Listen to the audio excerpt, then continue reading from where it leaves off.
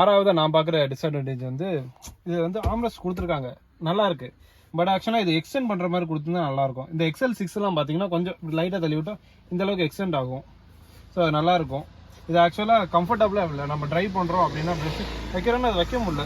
நான் இப்படி வைக்கிற மாதிரி இருக்கே தவிர அது கம்ஃபர்டபுளாக இல்லை. அல்காசார் ட்ரைவ் பண்ணி அல்காசாரில் வைக்கும்போது நல்லா இருந்துச்சு. XL6 ஓரளவுக்கு நல்லா இருக்கும். இவ்வளோ தூரம் எக்ஸ்டெண்ட் ஆகி வரும்.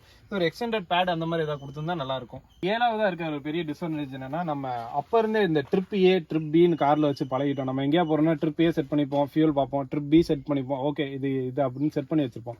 பட் ஆக்சுவலாக இந்த காரில் அப்படி இல்லை.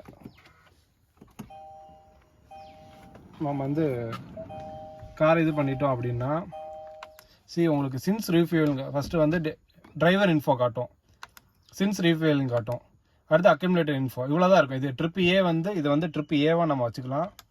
அது பார்த்தீங்கன்னா பெட்ரோல் போட்டிங்கனாலே இது 0 ஆயிரும்.